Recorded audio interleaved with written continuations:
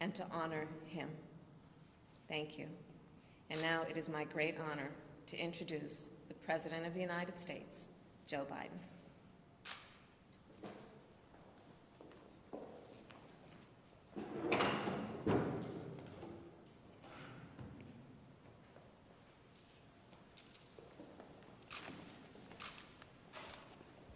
Today, a jury in Minnesota found former Minneapolis police officer Derek Chauvin guilty on all counts in the murder of George Floyd last May. It was a murder in the full light of day, and it ripped the blinders off for the whole world to see the systemic racism the Vice President just referred to. The systemic racism is a stain on our nation's soul. The knee on the neck of justice for Black Americans. Profound fear and trauma, the pain, the exhaustion that Black and brown Americans experience every single day. The murder of George Floyd launched a summer of protest we hadn't seen since the civil rights era in the 60s. Protests that unified people of every race and generation in peace and with purpose to say enough, enough, enough of the senseless killings. Today's verdict is a step forward. I just spoke with the governor of Minnesota, who thanked me for the close work with his team.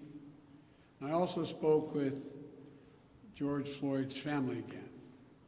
A remarkable family of extraordinary courage. Nothing can ever bring their brother, their father back. But this can be a giant step forward in the march toward justice in America. Let's also be clear that such a verdict is also much too rare. For so many people, it seems like it took a unique and extraordinary convergence of factors. A brave young woman with a smartphone camera, a crowd that was traumatized witnesses, a murder that lasts almost 10 minutes in broad daylight for ultimately the whole world to see. Officers standing up and testifying against a fellow officer instead of just closing ranks, which should be commended.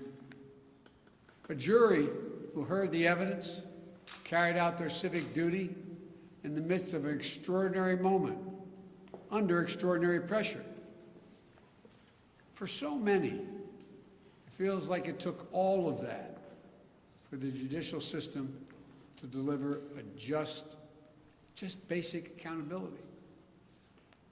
We saw how traumatic and exhausting just watching the trial was for so many people. Think about it, those of you who are listening. Think about how traumatic it was for you. You weren't there. You didn't know any of the people. But it was difficult, especially for the witnesses who had to relive that day. It's a trauma.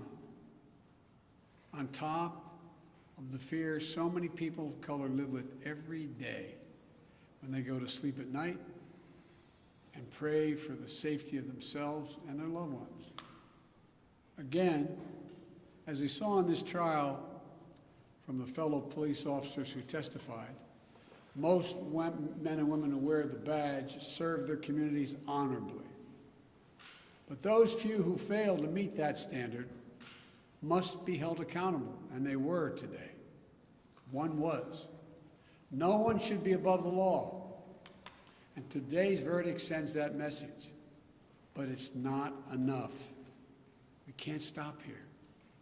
In order to deliver real change and reform, we can and we must do more to reduce the likelihood that tragedies like this will ever happen and occur again. To ensure that Black and brown people, or anyone, so they don't fear the interactions with law enforcement, that they don't have to wake up knowing that they can lose their very life in the course of just living their life. They don't have to worry about whether their sons or daughters will come home after a grocery store run, or just walking down the street, or driving their car, or playing in the park, or just sleeping at home. And this takes acknowledging and confronting head-on systemic racism and the racial disparities that exist in policing and in our criminal justice system more broadly.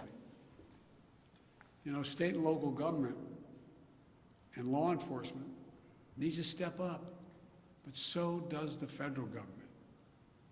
That's why I've appointed the leadership of the Justice Department that I have, that is fully committed to restoring trust between law enforcement and the community they are sworn to serve and protect.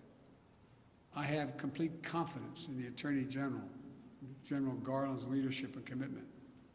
I've also nominated two key Justice Department nominees, Vanita Gupta and Kristen Clark, who are eminently qualified, highly respected lawyers who have spent their entire careers fighting to advance racial equity and justice.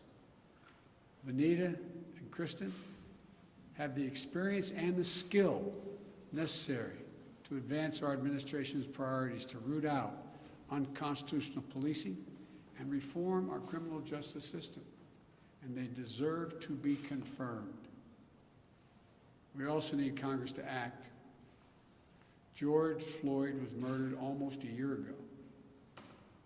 There's meaningful police reform legislation in his name. You just heard the Vice President speak of it. She helped write it. Legislation to tackle systemic misconduct in police departments, to restore trust between law enforcement and the people they're entrusted to serve and protect. But it shouldn't take a whole year to get this done. In my conversations with the Floyd family, I spoke to them again today, I assure them we're going to continue to fight for the passage of the George Floyd Justice and Policing Act so I can sign it into law as quickly as possible. There's more to do. Finally, it's the work we do every day to change hearts and minds as well as laws and policies. That's the work we have to do. Only then will full justice and full equality be delivered to all Americans. And that's what I just discussed with the Floyd family. The guilty verdict does not bring back George. But through the family's pain, they're finding purpose.